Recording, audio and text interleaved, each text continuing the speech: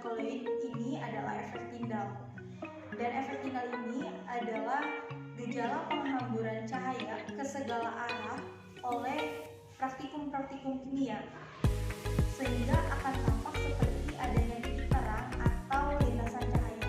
Nah, jadi ketika sistem koloid ini diberi sinar cahaya, maka akan terlihat lintasan cahayanya, dan inilah yang dinamakan dengan koloid.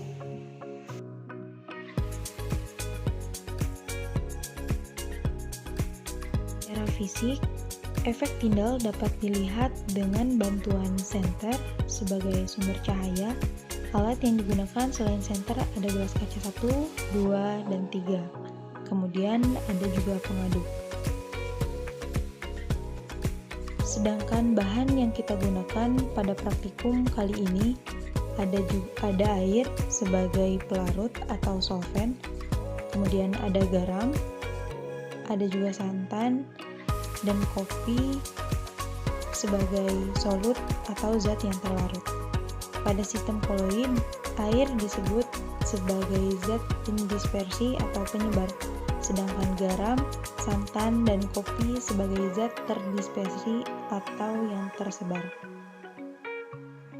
Pada percobaan 1, kita masukkan garam ke dalam gelas kaca, kemudian tambahkan air, lalu aduk secara merata.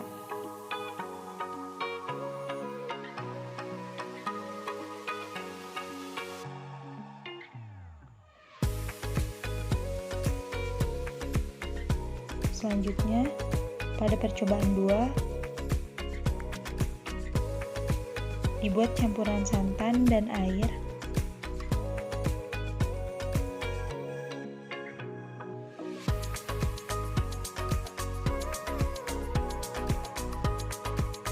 Kemudian aduk sampai rata sempurna.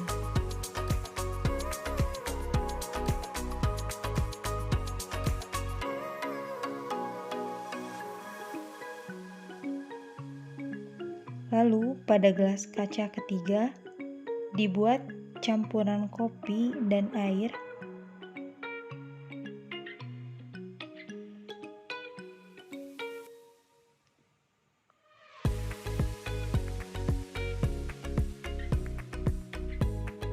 Kemudian aduk hingga tercampur rata.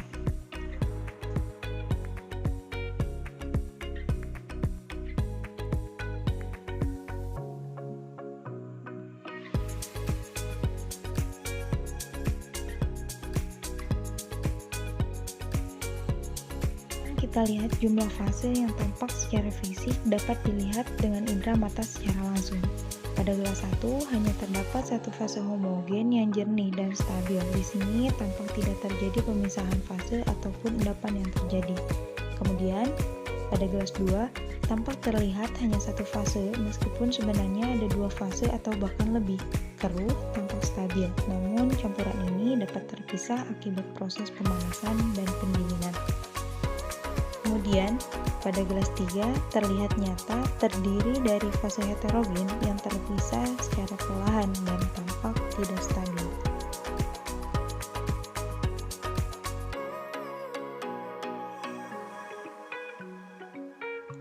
Setelah melihat pemisahan fase dan kestabilannya, mari melihat efek Tyndall yang terjadi. Pada gelas 1, cahaya terlihat jelas dapat diteruskan ke sisi lain gelas. Efek Tyndall yang ditunjukkan di sini tidak tampak. Hal ini merupakan sifat lain dari larutan.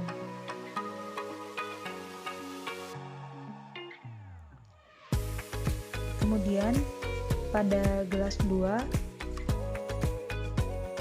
cahaya tidak dapat diteruskan menembus sisi lain gelas, melainkan cahaya dihamburkan ke segala arah oleh partikel.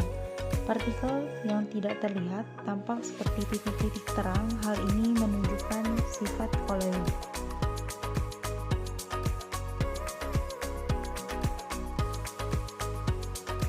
Dan kemudian pada gelas 3, cahaya dari senter tidak dapat dilewati ke sisi lain gelas, atau dapat dikatakan sinar dihambat oleh campuran.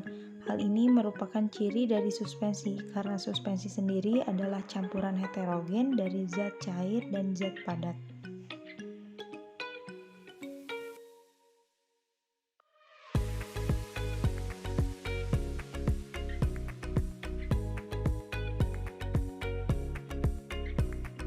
Dari pengamatan yang telah kita lakukan, dapat kita simpulkan bahwasannya gelas 1 larutan, gelas 2 koloid, dan gelas 3 suspensi.